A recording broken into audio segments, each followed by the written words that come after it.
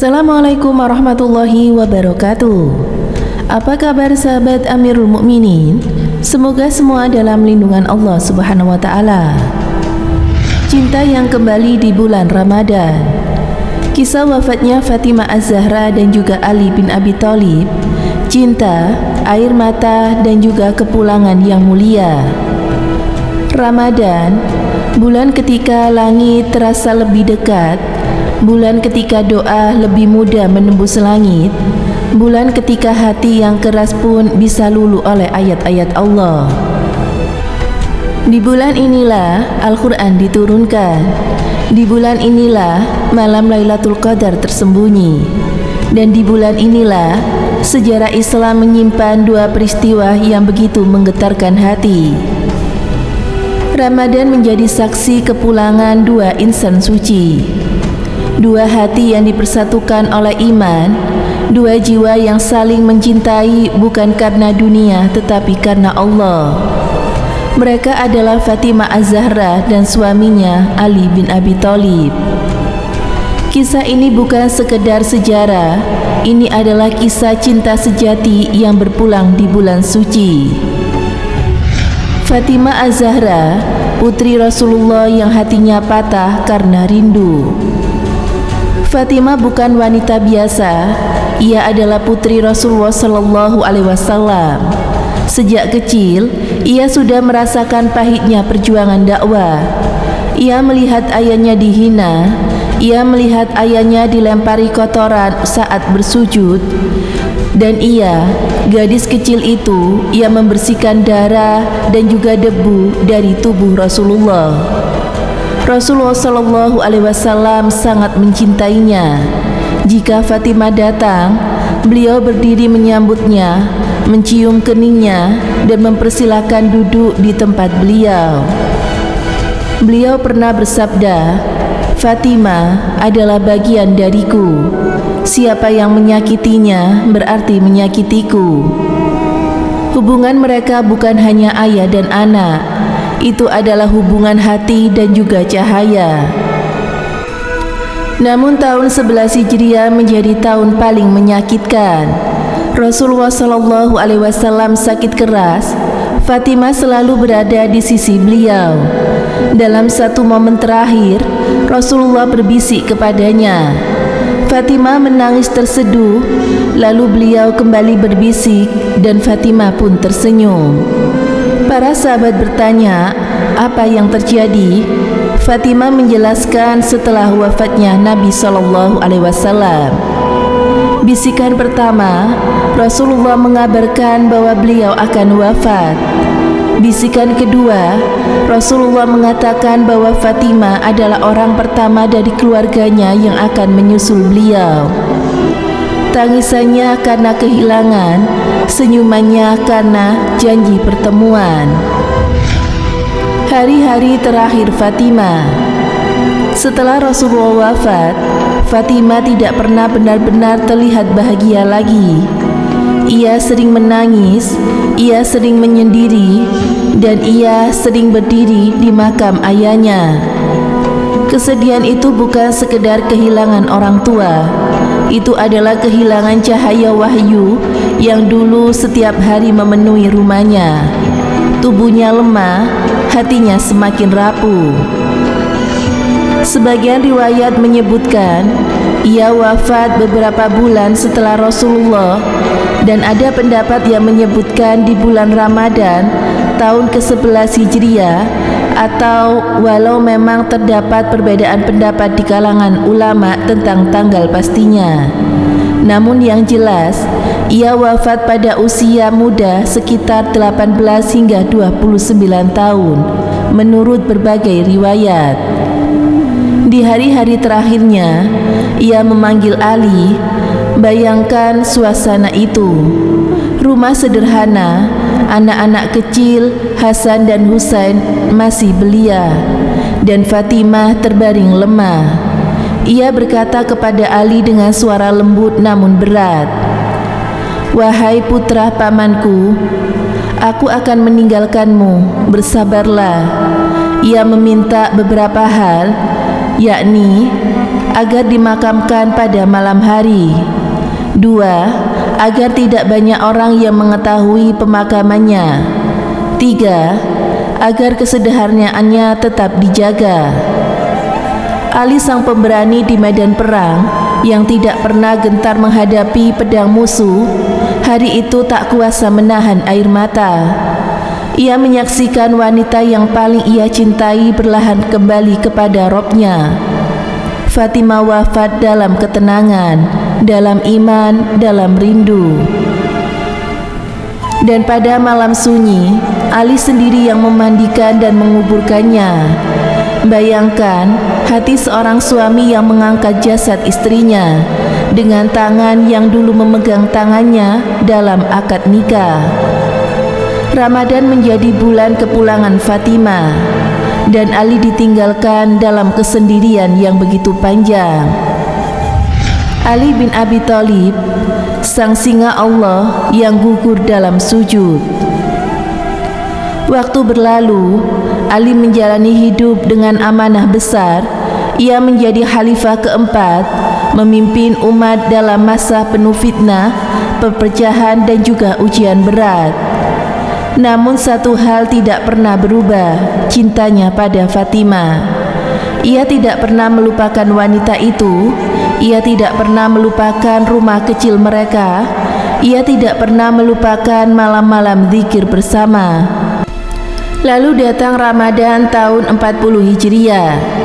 Malam 19 Ramadan, Ali keluar menuju Masjid Kufa untuk memimpin salat subuh. Langit masih gelap, udara dingin menyelimuti kota. Beliau membangunkan orang-orang untuk sholat. Ketika ia sujud dalam keadaan paling dekat dengan Allah, tiba-tiba pedang beracun menembus kepalanya. Darah mengalir di mihrab. Orang-orang panik, masjid gempar. Namun kalimat yang keluar dari lisan Ali bukan teriak kesakitan. Ia berkata, "Fustu wa Rabbil Ka'bah." Demi Tuhan Ka'bah, aku telah menang. Mengapa ia berkata menang? Karena ia tahu mati dalam keadaan sujud di bulan Ramadan adalah kemenangan seorang mukmin. 2 hari terakhir Ali tidak langsung wafat. Ia bertahan 2 hari dalam luka berat. Dalam keadaan lemah, ia masih memikirkan umat. Ia berpesan kepada anak-anaknya, 1. Tegakkan sholat. 2. Jangan tinggalkan Al-Quran. 3. Jangan zalimi siapapun. 4. Perlakukan tawanan dengan baik. Bahkan kepada orang yang melukainya ia berpesan, jika aku wafat, hukumlah ia dengan 1 pukulan saja, jangan berlebihan. Subhanallah, orang yang dilukai dengan pedang beracun masih memikirkan keadilan bagi penyerangnya. Pada 21 Ramadan 40 Hijriah, Ali menghembuskan nafas terakhirnya. Subuh Ramadan kembali menjadi saksi. Ramadan kembali menjadi bulan kepulangan. Cinta sejati yang tidak pernah mati. Fatimah dan Ali bukan pasangan kaya. Rumah mereka sederhana. Makanan mereka kadang hanya roti dan juga air. Tapi mereka kaya dalam iman. Ketika Fatimah lelah menggiling gandum dan meminta pembantu, Rasulullah tidak memberi pembantu. Beliau mengajarkan zikir, tasbih, tahmid, takbir sebelum tidur. Ali berkata, sejak malam itu ia tidak pernah meninggalkan zikir tersebut. Itulah rumah tangga mereka, bukan dibangun dengan emas tetapi dengan zikir. Fatimah wafat dalam rindu, Ali wafat dalam sujud. Dan Ramadan menjadi saksi kepulangan keduanya. Seolah Allah memilih bulan suci untuk memanggil 2 hati paling bersih. Pesan Ramadan dari kisah mereka. Ramadan mengajarkan kita menahan diri. Fatimah menahan luka dan juga rindu. Ramadan mengajarkan kesabaran. Ali bersabar atas kehilangan dan juga pengkhianatan. Ramadan adalah bulan Al-Quran. Mereka hidup bersama Al-Quran. Ramadan adalah bulan kembali mereka kepada Allah, dan mereka kembali dalam keadaan terbaik. Cinta sejati bukan tentang hidup lama bersama, tetapi cinta sejati adalah ketika perpisahan pun menjadi ibadah.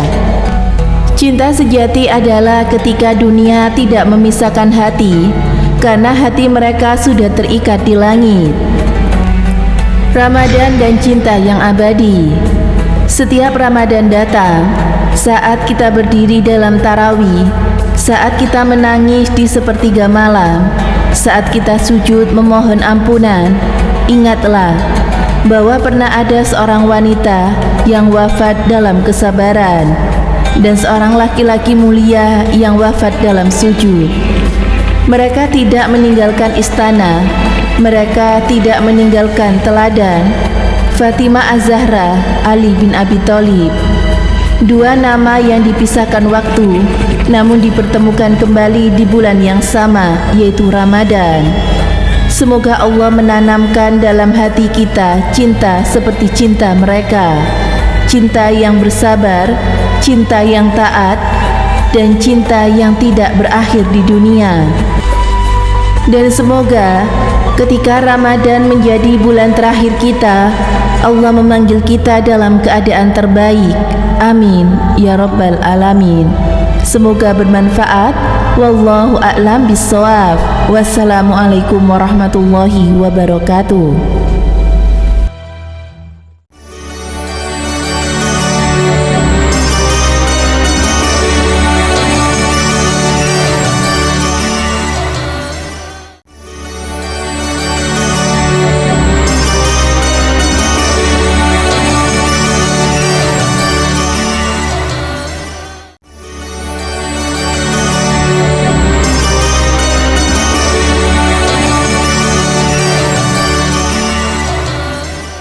Assalamualaikum warahmatullahi wabarakatuh. Pemirsa Amirul Mukminin yang dirahmati Allah Subhanahu wa taala, di antara bukti keimanan seorang muslim adalah mencintai Ahlul Bait Nabi sallallahu alaihi wasallam. Karena mencintai Ahlul Bait merupakan pilar kesempurnaan iman seorang muslim. Menurut istilah, Ahlul Bait adalah keluarga Nabi sallallahu alaihi wasallam yang diharamkan memakan sedekah atau zakat. Mereka terdiri dari keluarga Ali bin Abi Thalib, keluarga Ja'far bin Abi Thalib, keluarga Aqil, keluarga Abbas bin Abdul Muttalib, dan keluarga Bani Haris bin Abdul Muttalib, serta para istri dan anak-anak Rasulullah Sallallahu Alaihi Wasallam. Allah dan Rasulnya telah mewajibkan untuk menghormati dan mencintai mencintai kepada Ahlul Bait. Namun, khusus bagi Rasulullah, penentu keturunan diambil dari putri kesayangannya, yaitu Fatimah Az-Zahra. Rasulullah Shallallahu Alaihi Wasallam bersabda, "Aku tinggalkan dua perkara yang sangat berharga bagi kalian. Yang pertama adalah kitab Allah Subhanahu Wa Taala, yaitu Al-Quran, dan yang kedua adalah Ahlul Baitku." Hadis riwayat Imam Muslim. Menurut riwayat Imam Hakim disebutkan bahwa yang kedua adalah sunnahku. Di dalam banyak hadis disebutkan larangan untuk membenci Ahlul Bait Nabi Sallallahu Alaihi Wasallam. Nabi juga bersabda, "Sesungguhnya Allah melarang masuk surga bagi orang-orang yang menganiaya Ahlul Baitku, lalu orang-orang yang memerangi Ahlul Baitku, dan orang-orang yang membantu untuk memerangi Ahlul Baitku dan mencaci mereka." Hadis riwayat Imam Ahmad. Semoga bermanfaat. Wassalamualaikum warahmatullahi wabarakatuh.